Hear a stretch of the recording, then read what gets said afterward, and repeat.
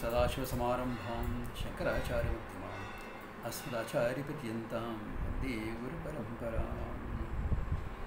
This Guru Parampara includes Patanjali also as a yoga acharya, and today lot of stuff we will be covering about yoga. So what we did last time about the Yama Niyamas, the Yamas we had last time. Any questions or clarifications, or it's all very clear? Simple in some ways, just question of values. Any questions on that, or shall we go ahead? You can go ahead, Swami. Okay. Then we will do the Niyamas.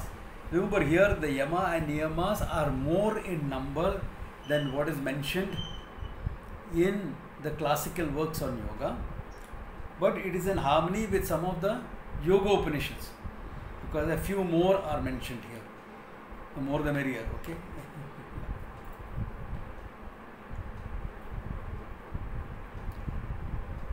Snanam saucham rutus satyam japo homascha tarpanam tapo danam titiksa cha namaskaraha pradakshinam vrata upavasa adishchanye Kayika Niyamas Prata.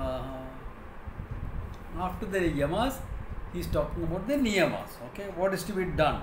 Okay, what is to be done? Okay, what is that? Snanam. Don't have to be told. Okay, Snanam. But in case, just in case, there are some great logicians available who says, what is the use of having a bath every day, etc. Okay, Snanam. Shaucham, cleanliness.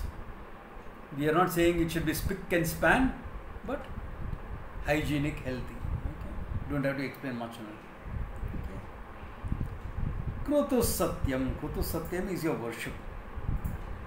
What is to be done in terms of yoga yagadi. Okay. So all of them. All your nitya naimitika karmas in terms of religion. Okay. Worshipping. Religion with respect to Ishvara. Yeah, worshipping, which can involve japa.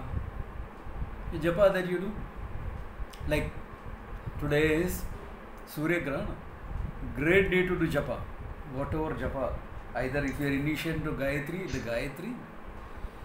If you are not initiated to Gayatri or have not taken it from me or someone, then whatever mantra any guru has given you, use that. The more you do, the better it is. In fact, if you do it on a Grahanam day, it's supposed to be 100 times more effective. Therefore, do that. Somebody has also asked me what all rules and regulations to follow during Grahanam. I don't do much. Okay, so it's better that you don't eat in that time.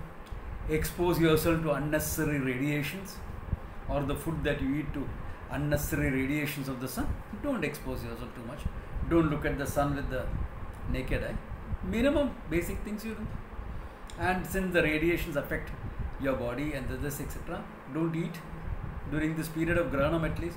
Though people say 3 hours before and all that stuff, but at least during the period don't eat. So Grahanam gets over at 1:30 anyway. After that you can have a wash, have a bath if possible, and have your lunch etc. But in the time after the class, do some japa and things like that. That's very good. Therefore, that's what I'm saying. Japa. Okay. Homascha. Those of us who know or how or can do it, or at least take part in some of the homas that happen during special occasions, etc. Homaha. Tarpanam. Tarpanam is the water that you offer to the ancestors, etc. In some families you do it every month on Amavasya day or on their Tithi day, or once a year on their Tithi day, or if you don't know all that, in the couple of weeks, the Paksha before Navratri starts, good time to do all that. Tarpanam, acknowledging your ancestors, etc. Tapas. Tapas can include all growth activities. Stepping out of your comfort zone, learning to be comfortable in uncomfortable situations. That's all concerned with your growth. because we are too, the more civilized a society becomes, so-called civilized, okay, the more you think you control the environment and you want everything to your satisfaction. You want everything to your satisfaction, the weather, the temperature, the everything. Therefore, hey, you don't control everything. The COVID has taught that lesson very well. Okay, you don't control everything. Therefore, learn not to be so dependent on your environment. Learn to be independent, and you have that inner environment which is fine in spite of what is outside. Therefore, that is called tapas.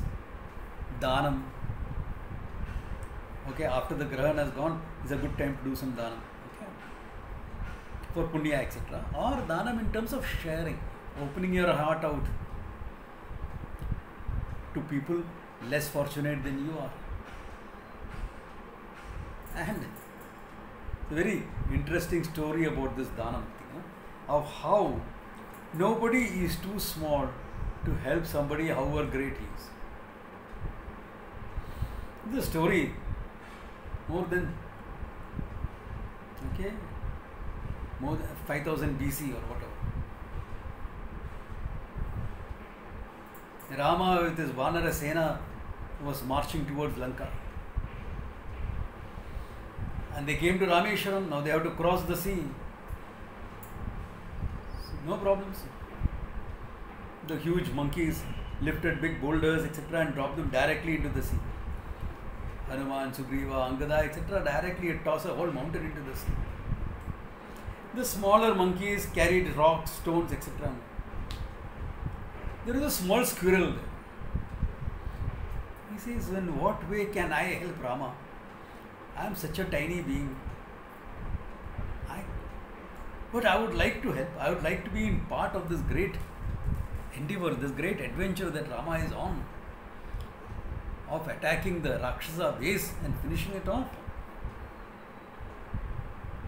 The source of terrorism in those years, okay, those years also we had terrorists. The terrorists were Rakshasas. So, destroying, surgical strike, destroying the very base itself, the source of all terrorism, uprooting the king and installing a much nobler king there. Therefore, I also want to take part in it. I also want to help Rama. What can I do? Because squirrel, tiny thing, can carry only a nut. Nothing more than that. So he decided all these stones are being kept in place. You should put some soil in between so that they don't shake when Rama's army marches across. Now how to carry soil? So he went, dipped himself into the sea, rolled on the beach so the sand stuck to his body, then went back onto the bridge and had another dip so that the sand will fall off near the rocks and hold the rocks in place. He kept on doing it repeatedly, one dip after another dip after. So for one round, a few little bit of soil will go in. And he kept doing it, until Rama saw what was happening. Warrior like him, observant of everything that's happening. Nothing gets past him. And it is said he was so appreciative of the squirrel that he lifted the squirrel and patted him on the back. Nicely patted him on the back. And left 3 stripes on the squirrel as a mark acknowledging his contribution. And that is why it seems every squirrel down from that time onwards have their 3 stripes on their back. The story, probably a folk tale, highlighting the importance of dhanam. In what way can I contribute?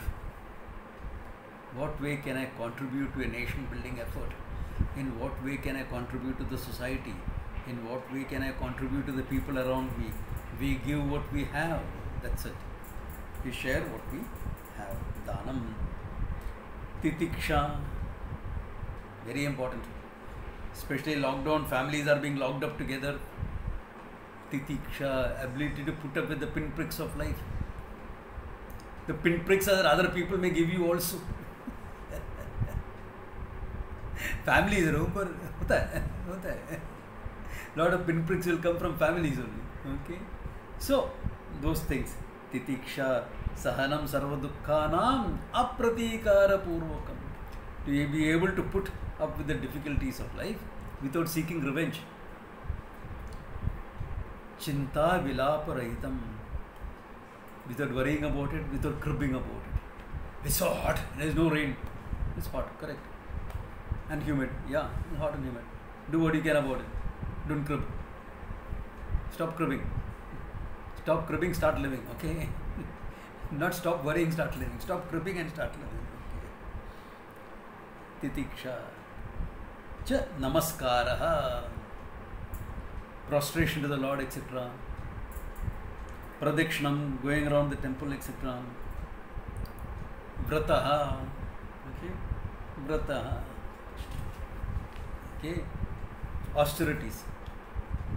Okay? Upavasa, fasting, etc. Like the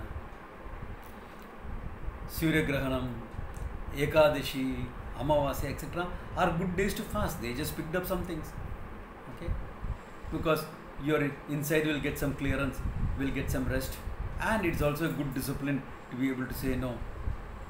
So what is fasting? Somebody asked me in yesterday's class, what are all we allowed to have in fasting? Well, traditionally speaking, fasting only water. There is one Ekadashi called Nirjala Ekadashi. That is called Bhima. That's also called Bhima Ekadashi. Because when Bhima did anything, it was huge. There was no half measures with Bhima. Okay, Bhima the Pandava. There is no half measures with him. So Bhima Ekadashi, 24-hour fast and no water also. Okay.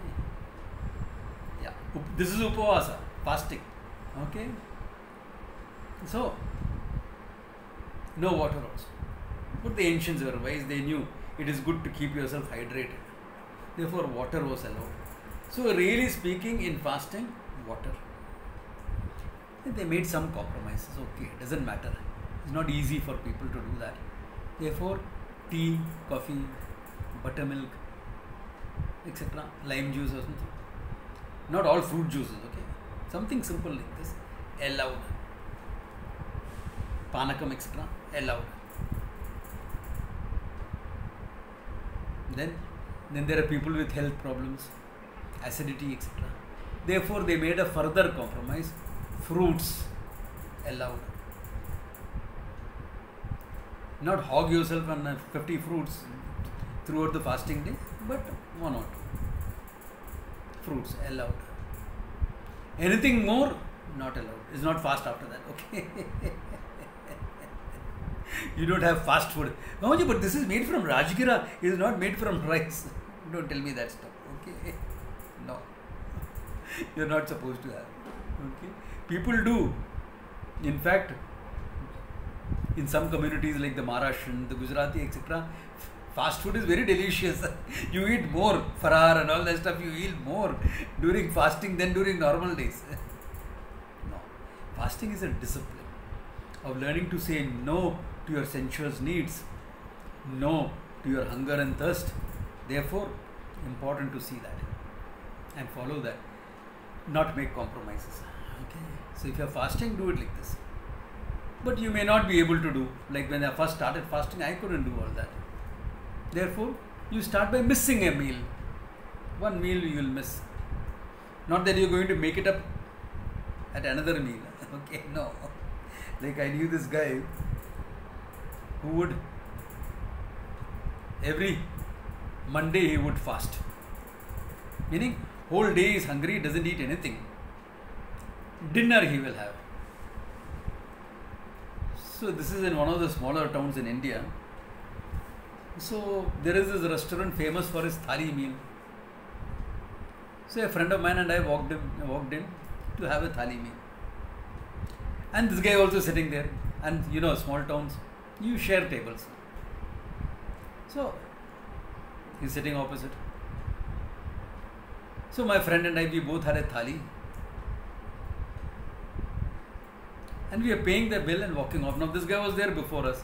So he finished his thali and he asked for a second thali. I said, wow, what is that? Why second thali? I said, kya ho gaya? Because the thali is pretty big, you know. One thali is a huge meal. No, because I've been fasting today. I have to make up the calorie count, you know. No. You don't have to make it up. The fasting is meant to deprive yourself of some calories. Not meant to be made up at the next meal. Okay? Therefore, these are all upavasa, fasting, etc. Vrata is any vow you take in a spiritual context, in a religious context, that I will do this on this day. Every Ekadashi I will do this, or every Thursday I will read Vishnu Sahasranama. Any vrata, any commitment you take. Why? It helps you to develop your integrity. You make a commitment and you keep it consistently for years. For years you keep it. Therefore, all that is called vratam and upavasadi. Anye kayika niyama. There can be many others also, he says. Many others also. So, certain things that you do to develop yourself as a person. Look at all of them. It helps you grow in terms of your inner environment, in terms of your mind, learning to say no to yourself, learning some self-discipline. Because one of the most things important in life, if you want to achieve anything, whether it's spiritual goals or worldly goals, you know, it's a sense of discipline. Therefore, what you are doing here is cultivating that discipline, that will that is necessary for discipline. Okay? By doing all this and earning some punya also, because you have done all the right things. Therefore, some merit is coming to you, some punya is coming to you, because you have done all the right things. Therefore, this is how this is the base for yoga. Okay, yama niyama is the base for yoga. After that, other things start. Okay. Then the third thing. Any questions on this, or shall we go ahead? All clear, no? Very simple. Any questions? Please ask. No, Swamiji. Okay, then I will go ahead. Okay. Now, after yama and niyama comes asana, the third limb of yoga. Okay, the third anga, where he doesn't give any elaborate descriptions. He just mentions some of them and goes ahead. Okay. Now, an asana is a particular way of maintaining your body. What in English is called a pose. Pose has got other ramifications, but whatever. How to place your body and your limbs in a particular manner is called an asana. Okay. These are static poses. Why static? Okay. It's a very interesting form of exercising also. Because remember, these were developed by the tapasvis, by the rishis, etc., who as it is were having low calorie intake. Okay. The calorie intake as it is was low. Therefore, they have to develop a system of exercise which will give you functional fitness without expending too much of calories. Can you see that? If the poses are too dynamic, like for example Surya Namaskara, which was added later on, okay, to yoga. That's a dynamic pose. It's a very good exercise. It will burn calories. It will build up your endurance, etc. Okay. So that's a dynamic form. Okay. Or if you do yoga vinyasa, where you do one asana after the another asana, you flow from one to the other, etc. That also help you burn some calories. But here the poses were static, and there is a reason for that. There is a reason for that. Why? A static pose, when you hold a pose, any pose, For those of people who don't understand the yoga pose, take a simple pose like plank position. Everyone knows that. Balance your own body only on hands and feet, flat, perpendicular to, parallel to the ground. Plank position.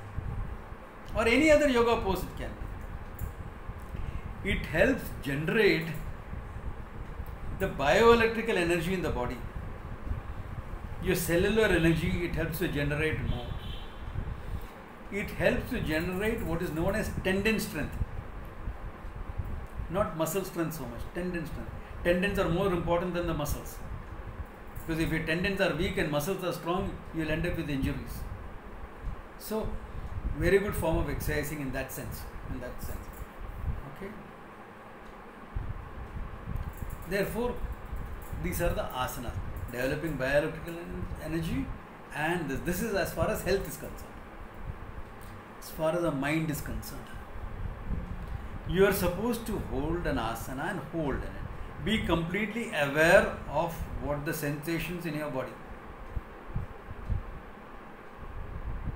Therefore, what? The seed for meditation is placed in the asana itself. Just by holding the asana, you are just witnessing what is happening in the body. Therefore, your mind is also already set in a groove for meditation. Okay. Given that, he mentions a few asana.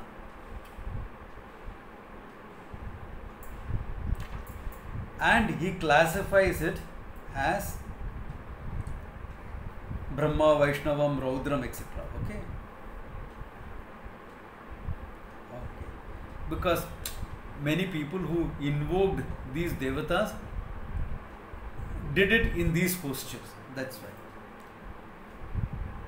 Swastikam Gomukam Padmam Hamsakhyam Brahmanasanam Narasimham Garudam Kurmam Nagakhyam Vaishnavasanam Veeram Mayuram Vajrakhyam Siddhakyam Raudramasanam Yaunyasanam Vishuddha Shaktam Shaivam Paschimatanakam. Okay. He is just mentioning it because he can't give a description about all this in a book of Vedanta. Okay. This book is meant to be Vedanta. This is by just for preparation. So these asanas you are supposed to learn from a teacher. Okay. Swastika asana, it's a sitting pose. Gomukham, difficult sitting pose. Okay. Padma, Hamsa asanam, all these are Brahma asanam, where you are trying to make yourself more sattvic. It helps, it's conducive for that. Then Narasimham, Garudam, Garudasanam, Kurmasanam, Nagasanam. These are all meant to as worship for Vishnu. Therefore, Vishnu is a devata for it. Therefore, if you are going to contemplate on any deity in these asanas, contemplate on Vishnu. Then Veeram Mayuram, Veerasanam, Mayurasanam, Vajrakyam, Siddhakyam and Siddhasana, etc. These are all Raudramasanam. Shiva is a presiding deity. Therefore, you go for that. Yoni Asanam Vishuddha Shaktam. Okay. Yoni Asanam. If you all want to know what these asanas are, contact Falguni or Anusha after the class. Okay, they will tell you. Yoni Asanam is Shaktam, for the worship of Devi. And what about Shiva? Paschimatanakam, Paschimatanasana. How you are going to worship Shiva in that asanam? Don't ask me. Okay. I don't do all those. Okay. I don't do all this. My worship is different. Okay. Alright. Therefore, now, what does it imply? That each asana had a devata. There was a time when each asana had a prayer also. Most of it is lost. That aspect is lost, not available. None of the yoga teachers whom I have spoken to know about these. Okay. Each asana had a deity. Each asana had a prayer. I am not talking about what is created by the Santa Cruz School of Yoga. Okay. Where they talk of bhavas, etc. No. That's all their creation. It is not there in any of the classical texts on yoga. Okay. And I don't think that classification is fully right as well. Okay? The bhavas that they attribute are not in harmony with what it is, with what the asanas are. Okay?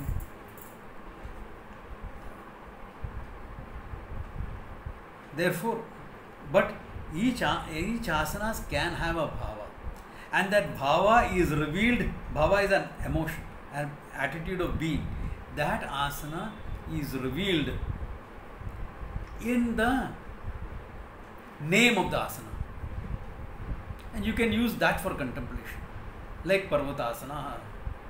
So you sit in Parvatasana or stand in Parvatasana. There are sitting Parvatasana, standing Parvatasana. And then what? Look at the mountain in your life, the mountain that you want to climb. Look at the mountainous obstacles in your life that you have to overcome. Contemplate and be aware of that. Vrikshasanam. You stand like a tree. Rootedness. Develop your ability to stay rooted. How rooted a tree is. It's not easy to shake a tree. It requires a huge cyclone to uproot a tree. Therefore, like a tree, you are rooted. So, learn to root yourself in that asana. There are methods of doing it, okay? To be rooted. How the energy has to flow through your system into the ground, and the earth energy flows into your system. Rooted there. Vrishikasana. Vrikshasana. Bhujangasanam, like the snake. Snake is slithering beauty and power. Okay. Snake is not betrayal, that became later, okay? Bhujangasana. So what is it? In what way can you have that flexibility and power in your life, in your attitude towards things? So like this, each name of every asana will give you a bhava associated with it. That's why it was named. Otherwise, why should it be named? You could have just said exercise 1, exercise 2, exercise 3, no? Gone by number. No, but it was named. It was named because the name reveals a bhava, and it can be done differently. Okay? The seeds of meditation are laid right here in the asana itself. Okay. Any questions on this, or is it okay to go ahead?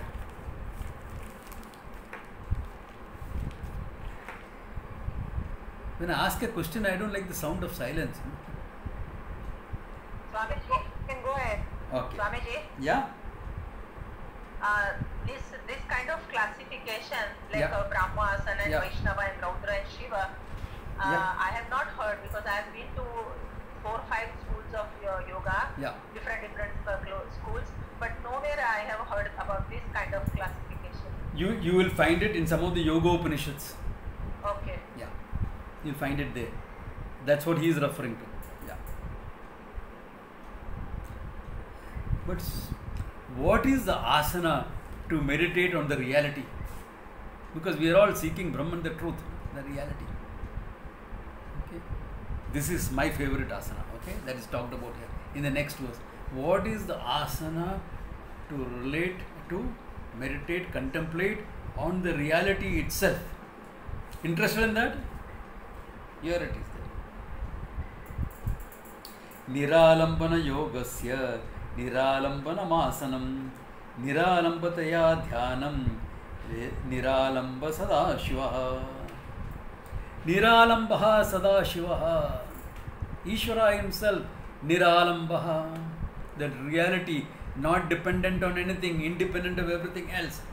The whole world, the whole cosmos is dependent on the reality. The reality, Ishvara, independent of all of them. Niralambaha. Therefore, what is the dhyanam? Niralambataya dhyanam. What is the dhyanam that you will do there? Not on a form, on that reality itself. That reality itself. Therefore, this is called Niralambana Yoga. Because Chitta Vritti Nirodha is yoga, Rupa. Patanjali's definition. Chitta Vritti Nirodha. Okay. Mastery of the mind.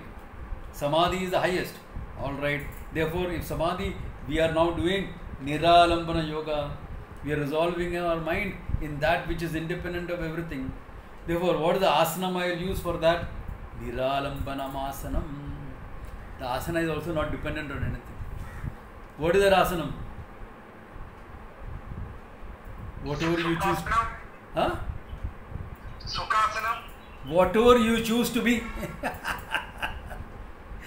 Wherever the mind can think, can resolve itself into the reality of Ishvara, that is the asanam for you. Don't give it a name. There is no name. Like sitting on a chair and doing it, do that. Like sitting on the ground and doing that, do that. Yat sukhena brahma chintanam bhavati. What is the definition of sukhasanam, you know? Sukhena brahma chintanam bhavati. Yatra sukhena brahma chintanam bhavati. Where very happily you can think of Brahman. You can contemplate on Brahman very happily. That is called sukhasanam. No, don't say sukha. Therefore, don't say sukhasanam should be done like this. My asanam is niralambanam asanam. Why? To think of that which is independent of everything else, you be independent of everything else. What particular asanam? Are you dependent on asanam for contemplation? I can't contemplate unless I sit like this. Contemplation is here, not on your body. In the beginning, a particular asana, etc., may help you, that's okay. Otherwise, you'll be like this student, you know. For a couple of years, he went to a martial art class. Okay. For a couple of years, he went in a martial art class. Then somebody on the street bashed him up. So when he went back to the class with the black eye and everything, his sensei asked him, "What happened to you? I taught you for 2 years. Why couldn't you fight back? What was the point in learning all this martial arts?" Sensei, I was not in my karate dress at that time. So if you are not in your gi, in your dress, you can't fight back. Oh, you know, you don't feel like a... This is as stupid. Unless I sit here, I can't contemplate on it. ये क्या बात है? निरालंबनम, independent totally. You are not dependent on anything.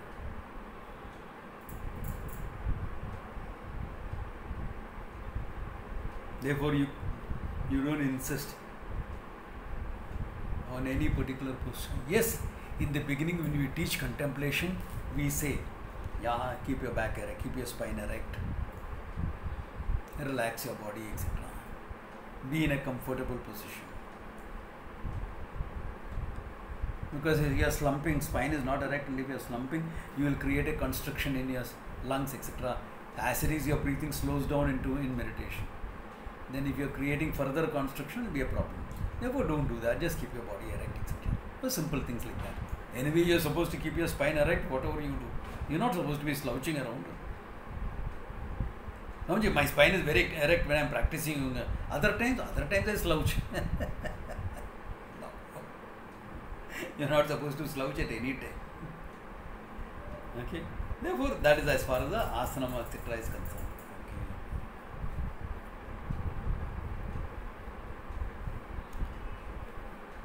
Then pranayamas. Now pranayama is a huge topic by itself. Okay? In fact, I am not happy with many of the yoga classes because they will take 1 hour of asanas and 10 minutes of pranayama. The focus should be more on the pranayama, or at least an equal measure on the pranayama and the asana. Okay? In fact, some schools of yoga don't teach pranayama. I am appalled. How can they call themselves a school? It says pranayama is what will naturally happen. Pranayama doesn't naturally happen.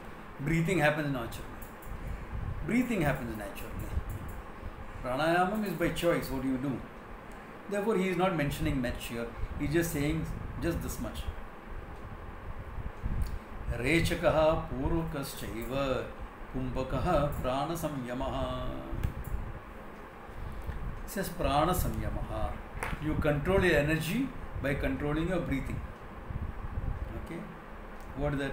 Rechakaha, emptying out. Purakaschaya, filling in. Kumbakaha, holding. Can be Bahyam or Antara. Okay? This is Prana Samyama. By this, you gain a mastery over the prana. Okay? He doesn't want to mention too much here. Because pranayama practice, of course, our modern classes teach very few. Therefore, there is not much of problems involved. But if you are doing advanced pranayamas, you have to be monitored, okay, by the teacher, at least on a weekly basis, with the condition that if you find anything going off in your system, you will contact him immediately. And he is available for contact. It's important when you are teaching pranayama to be like that. Especially the advanced pranayamas, etc. There are more than 100 pranayamas. About 7-8 of them are taught in most yoga schools. Okay? But there are over 100 of them. But they are for advanced practices, etc. Only if you need to do that, not otherwise. Therefore, he just mentioned this much and leaves it. Okay? Because, yeah, keeping the body full of oxygen is how you are building up, again, the energy systems in yourself. Emptying it and holding it also has a value there, because your body has to learn to function with no oxygen also, no immediate refueling. Your body has to learn to function. Therefore, that Bahya Kumbhaka also becomes important. In fact, in our martial training, etc., we empty out our breath and do activity, push-ups, knuckle push-ups. 20-30 of them, if you can do, then you are okay. Why? Because your body has to learn to function without oxygen being supplied daily. There is enough oxygen in your system. There is enough air in your system, even if you have breathed out. In your lungs, it is there. The atmospheric pressure, air, that will be there. That much is always there. Therefore, to learn to function with minimum of that. In fact, with pranayamas, etc., your heart comes to being. There are pranayamas by which you will stop your heartbeat. Just maybe 1 or 2 in a minute. Yeah, you will do that. But that's all advanced. That's why it has to be monitored. Don't worry, you can't hold your breath and kill yourself. Those who are practicing pranayamas don't have to be worried. If I don't breathe in and my breath is out, and if my teacher has told me to hold it as long as possible, I can die. Don't worry. Maximum that will happen is you will faint. Maximum. And then the autonomous nervous system will take over and you will start breathing and everything will become back to normal in a couple of minutes. Okay? So you don't have to be worried. Therefore, if you have been taught certain things, then in keeping with the instruction of the teacher, follow it and do it. Okay? These are all things to be done. They won't have, this is not change of attitudes, etc. Okay, these are things, asana, pranayama, etc. has to be done. Only by doing it, you will get some benefit out of it. And great way of developing your will. See, the subtle will that is necessary in spirituality is developed by pranayamas. The gross will can be developed by external activity. Play football. You're panting for breath, your legs are tired, but you still have to go and run and get that ball. Gross will. This is gross will. The subtle will is this. Feel like breathing in, breathing in. No. Regulate it. Subtle. The will is used, but in a very subtle manner. Until a time comes when you can drop the will itself. That is the whole thing. Okay. Then after asana, pranayama, pratyahara. What is that? Indriyanam samastanam vishebhya nivaranam pratyahara iti proktam pratyahara arthavadbihi vedbihi. Those who know the meaning of the word pratyahara, he says, Indriyanam samastanam. All the sense organs. So vishebhya, from its own objects, sight, sound, etc., all objects, nivaranam, withdrawing anything. Pratyahara iti proktam. This is called as pratyahara. So there are two types of pratyahara. Okay. One, what you do at the seat of meditation. There you completely withdraw, cut off all external things.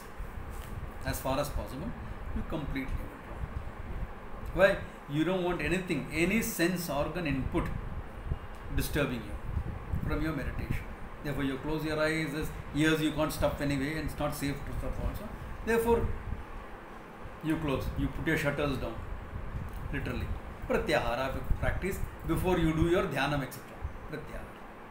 Then there's another pratyahara in terms of application to your life. Here is where very many modern yoga teachers make a mistake. They'll tell their students, don't read the newspaper, don't read books, don't study more. Why? All pratyahara, na? Don't watch TV. Okay, that I can agree with. Okay, don't watch TV. But in what way is this pratyahara? You are living in society, should you not know what is happening in society? If somebody asks you, what is your opinion on what happens in Ladakh? Ladakh? What is that? Oh, kya ho gaya? Should you be in a position to say like that? Or do you need to know of what's happening in the society? COVID-19, what is that? You can't be an idiot. Okay? You're supposed to be a functioning person in the society. Being a yogi does not make you an idiot. But doing things like that will make you an idiot. Therefore, what is pratyahara in day-to-day life? That's important. Pratyahara in day-to-day life will be not wasting your time in useless activities.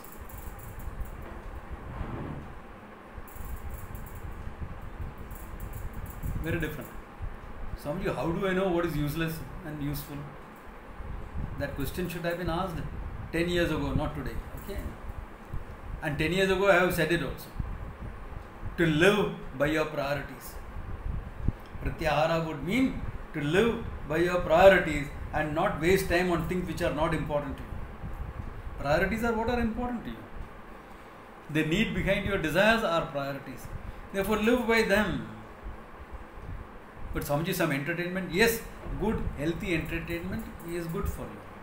So if there's something really interesting that you want to watch, watch it. But don't sit in front of the TV at the whole day and go 1 to 500, 500 to 1, 1 to 500. Nothing interesting. If nothing interesting, shut it down. No? Come back after an hour to see if there is something interesting. Why are you sitting in front of it? That is wasting your energy, wasting your activity. Wasting your serotonin build up in your brain, all that is being wasted. That is not pratyahara. Pratyahara is when you something for entertainment. Yes, you need to relax up and things like that. Yeah, go for a walk. Go practice some yoga. Very relaxing. Very relaxing. Entertain yourself. Yes, please do. Listen to some good music. Watch a beautiful program. A really program that is informative, that can, or very, very well made. Watch it. Not wasting your time. Entertainment is important. How much? Half an hour in your life. Half an hour. 1 hour. Not 6 hours in front of the TV. That's not important. That's waste of time. Unless you are in the business of making serials and you need to know what the competition is like. Or you are in advertisement and you want to know what type of advertisements are coming on the TV. Then that's different. But I'm sure there are other professional ways of getting to know those things. Yeah. Therefore, the idea is this. If you are an ad film maker and you are watching advertisements, then the advertisements will become more important for you than the serials that are there. So you go for a drink of water or tea when the serial is on and come when the advertisement is on and watch it. Why? Because that's your priority. Perfectly fine, understandable. Therefore, to live by your priorities will be pratyahara in day-to-day life. Not doing foolish things like not reading, not studying and things like that. Okay. That's why I know there is one yoga guru who says that. Yeah. I am an illiterate guru. The character speaks in very literate manner, but he calls himself illiterate, misguiding people. Okay? Misguiding people. I am very awareful of all that's happening in the world. I'm sure he's watching TV, he's reading newspapers, everything. Okay? Well, how will you know what's happening in the world?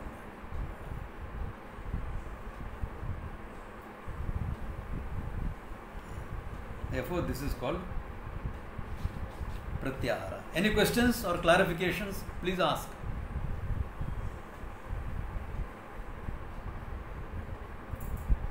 No, sorry. No, sorry. Sure, no questions. I want to ask a question. Will Pratyahara include Shama also? No, don't mix it up with all of No, those no? things. Yeah. Okay. Yeah. Pratyahara is meant for not wasting your time in unnecessary activities. It can come a little bit under Dhamma. Okay. Yeah? Okay.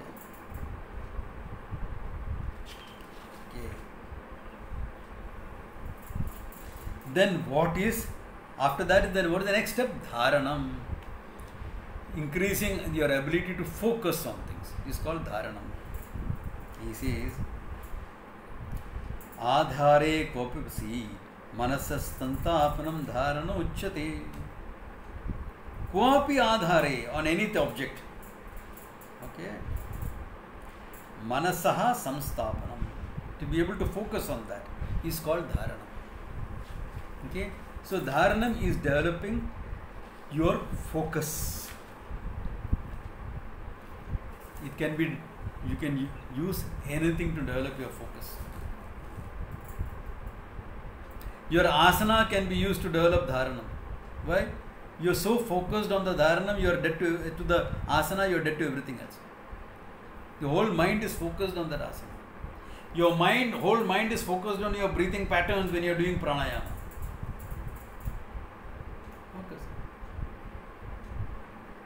Many of you have been practicing yoga, do Tratak, no?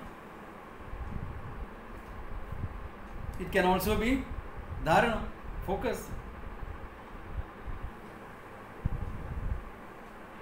Learn martial arts, very good to develop focus. Why? Because you will get hit if you otherwise. So you will develop focus very fast. Your focus will keep on developing very fast. You will get more and more focus if you learn martial art. Why? Otherwise you are going to be whacked. You miss, you concentrate and look somewhere else and this blow comes in from here. You find yourself on the ground or you find yourself seeing stars. Yeah. Therefore, many ways of developing focus. Okay? You can use any activity to develop your focus. Cooking. You know, you must have all seen, at least on the TV, that famous Japanese tea ceremony. All focus, everything is focused activity. How you boil that water, how you take it out, how you put the tea leaves, how you rotate for the sugar in the tea to melt there, clockwise, anti-clockwise movement. All total focus. Any activity can be used to develop your focus. Dharana. Any questions? No, sorry. So that means all of you will be very focused. I'm sure some of you missed some of the sentences I spoke. Why? Because your focus requires some more focus. And this is not hocus pocus I'm talking about, okay? Now, after dharana, after you have learned to focus your mind, you will move into dhyanam, contemplation. Now, what is that? Very nicely he puts it. Brahma Vishnu Shivadinam Chinta Dhyanam Prachashvakte. Dhyanam is contemplating on Ishvara in any form, he says. Okay. Therefore, dhyanam is what? Same thing as what we say upasana, meditation. Saguna Brahma Vishaye Manasa Vyapara. Saguna Brahma Vishaye. Okay. Why? Because two things happen. The main thing is to get a contemplative mind. Your mind needs to become contemplative so that the truth is clear for you. So to develop a contemplative mind. Other is when you relate to Ishvara, you're close to understanding the reality. Ishvara is everything and the truth of Ishvara and I are non-different. One more step. Therefore, the more you contemplate on Ishvara, etc., the closer you are in understanding reality. Plus, that Sarvatma Bhava can be there only if you understand Ishvara, which will come later, but you are laying the groundwork for it. Without understanding Ishvara, there is no Sarvatma Bhava.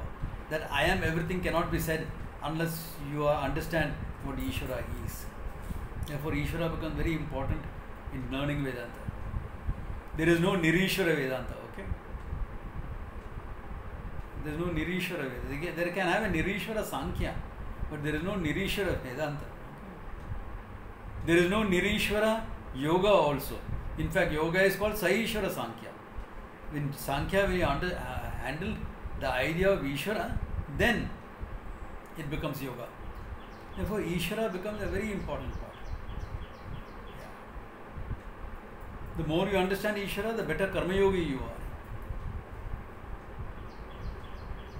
The better Karma Yogi you are, the better the mind is prepared. All the kleshas that you talk about in yoga gets negated sheer by Karma Yoga. Kleshas are all the impurities of the mind. All that thing can be taken care of by Karma Yoga. Therefore, Ishvara becomes important. Therefore, meditation on Ishvara. Remember, in the Yama Niyama, you did Kayika Puja, etc. If you look at it, in the Niyamas, you did Japa, you did worship, Homa, you did Pradikshana, etc. All that you did. External. Now what you have done with Dhyanam, moved it internal. So Manasa Puja, for example. What you do outside, you have made it inside. So from your focus from the external world has shifted into your internal world.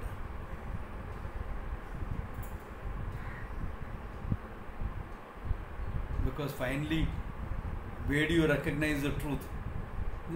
Truth is not out there. You recognize the truth here. The truth is out there, the truth is right here. Everywhere the truth is there. But your Upalabdhi Sthanam, the place of recognition, is the I. Therefore, you are shifting focus from your external worship to internally worshipping Ishvara. That internal worship is called Dhyanam. That internal worship is Dhyanam. Clear about this? Yes, sir. Sure. No questions? Well, maybe you all should think about it, because questions will come up, okay, if you are thinking about it.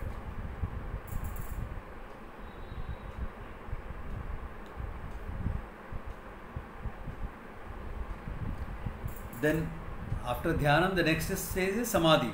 Samadhi is shifted into Savikalpa, Nirvikalpa, both. Both is handling in one verse. Dhyanat aspandanam buddhehe samadhi abhidiyate anasmakam samadhistu sarvachinta vivarjitam.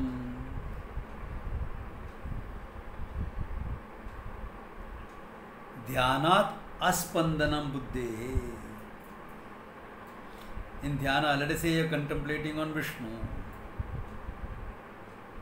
and the mind is resolved in Vishnutvam. Is resolved in Vishnu. There is no more spandanam. Aspandanam he says. Dhyanad aspandanam buddhe. Mind is not projecting, oh, Vishnu was like this, he took so much avatars. I like Krishna avatara best. No, I prefer Parashurama. That type of spandanam is not there. Yes, Vishnu, and that's it. That is samadhi abhidiyate.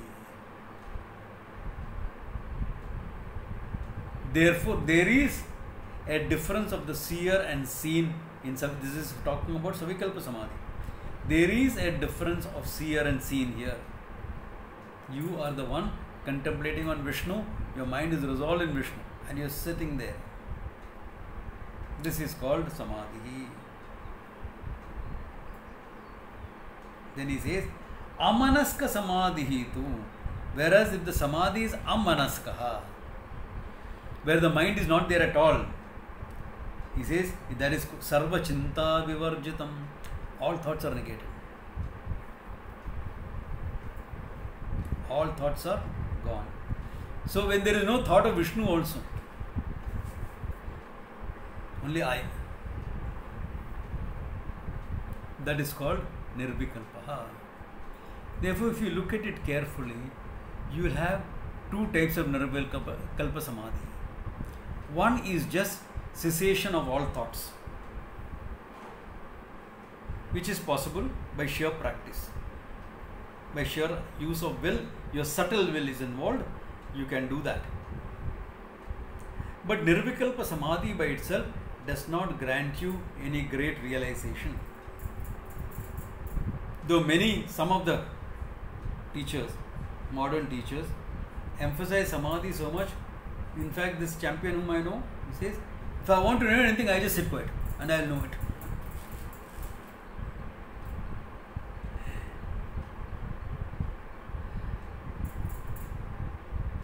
How will he know it? Without a pramana. No, Swamiji is connecting up with Ishvara's mind. Then he is not sitting quiet. He is doing something, no? Connecting up. And really speaking, to know what is for lunch, should I be connecting with Ishvara's mind to find out what is there for lunch? I was just going to the kitchen and peep what my cook has cooked.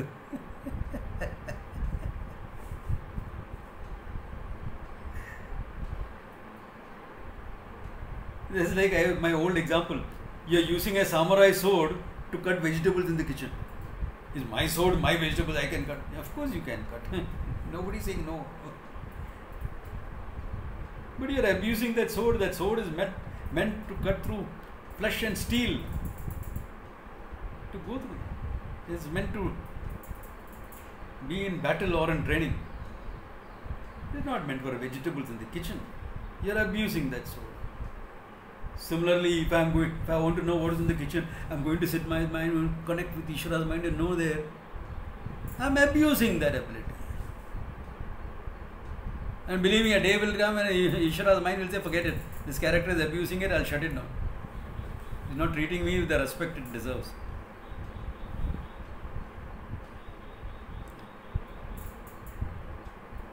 Therefore, when you are saying it, there is Samadhi which is only quietening the mind, sitting still, without any great knowledge or anything.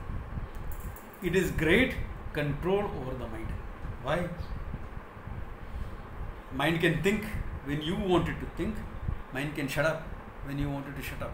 It's a great ability. It's a height of mastery you are ever capable of achieving. The height of mastery you are ever capable of achieving will be this. Think when you want, shut up when you don't want. Most of us cannot do that. Most of us can think when we want, but the problem is we think when we don't want also. And all sorts of thought we don't want also comes inside.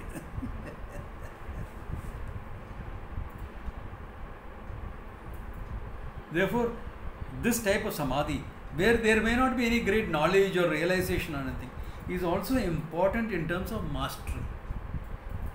You may not want to go up to that, but at least up to dhyanam you will want to go. Savikalpa you will want to go, because that will give you that great control and focus. Therefore, the Nirvikalpa Samadhi without jnanam etc. is important only for mastery. And your mind will be a contemplative mind. And that's beautiful. To get a contemplative mind is beautiful as it is. Any questions on this Nirvikalpa Samadhi? Or no Yes, question? Swamiji. Huh? I have one question, Swamiji. Please ask. You Nirvikalpa Samadhi, there are two aspects. So one you said cessation of thoughts. Yeah. What is the second one? Second one is where your mind is resolved into the reality with knowledge. Okay. See, when you already know that you are the all-pervading awareness, you are that consciousness which is limitless, and you are contemplating on that, and the mind is resolved in that recognition. Oh yes, akhandakara vritti. When the mind is resolved in that, says yes, that is true, and the mind dies down there. That is jnana samadhi, where you are getting into nirvikalpa samadhi with knowledge. Okay. When you come out of the second samadhi, this type of samadhis, nirvikalpa samadhi with knowledge, you come out full of this wisdom in you, because it has now gone into your heart very well. In the first type of samadhi, only nirvikalpa samadhi, you come out with a great control of your mind, but nothing else. You remember the story I used to tell you about this man who was buried in the sand at Chowpatty? Yes, sir. Yeah. So that is nirvikalpa samadhi without jnanam. After coming out of that samadhi, he is not saying Anandoham or anything. He is looking at the collection that his students have got. 2 or 3 chelas are there, he has got. I think, Saab khali 10 paisa. Ye kya maya puri hai? 10 rupiya mila. I got $10. 4 hours I am in samadhi, and for that people have given me $10. He is disappointed there. He is not saying Anandoham, etc. So just sitting quiet and resolving your mind does not guarantee you knowledge. But if you have gone into nirvikalpa samadhi before, like I know one teacher who says he has not learned anything, he just went into samadhi. But I know that his students came up and picked up books that's written by Puja Swamiji and gave it to him. I know that. Okay. If after you have gone to nirvikalpa samadhi, you look into the pramana and understand what you experienced, then that mind can understand easier. That mind does not require elaborate 10 years of teaching. Okay? With one Gita, one Upanishad, etc., that mind will be able to understand. Why? Because it has gone through certain experiences in life, like this of nirvikalpa samadhi, when you understand yourself as independent, as independent of everything else. Therefore, nirvikalpa samadhi is the practice of nididhyasana. Nididhyasana is what you practice, where you bring into the mind all the knowledge, etc. Nirvikalpa samadhi happens. You keep doing nididhyasana, focusing on the truth, focusing on the knowledge of the truth. Take one word, consciousness, limitlessness, shuddham, jnanam, whatever, and work on it. Contemplate, bring in all the learning that you have had. Nirvikalpa may happen, may not happen. Okay? Like sleep, may happen, may not happen. So similarly, nirvikalpa is something, jnana samadhi happens. Even the other way, you practice savikalpa samadhi, nirvikalpa happens. With knowledge, without knowledge, in both the cases. You practice nididhyasanam, then your jnana samadhi may happen. Need not happen. Nididhyasanam is good enough. If it doesn't happen, don't worry about it. Nididhyasanam is good enough for it. Are you getting the idea what it is about? Any questions? Yes. Have you understood what I am saying? Because that question came up about nididhyasana. Is that clear? Yes, Doctor. Okay, Yes. good. Then with that, it's a good place to stop. Okay, with samadhi, there is some more, etc. All that we will see next class. Okay. Om Tat Sat. Swamiji, Yeah. so when you said nididhyasana is like a deliberate acting, whereas this nirvikalpa samadhi, akhandakara vritti is a happening. There is Yeah, a it has to happen. Nirvikalpa samadhi, for a length of time, if you are going to sit on it, it has to happen by itself. Okay. You can't say I am practicing Nirvikalpa. You are practicing Savikalpa because there your effort is involved. Correct. When that effort drops, हाँ. you are in Nirvikalpa. Okay, sir. Yeah. Okay? It's a good place to stop. Thank you, Swami. Om Tat Sat.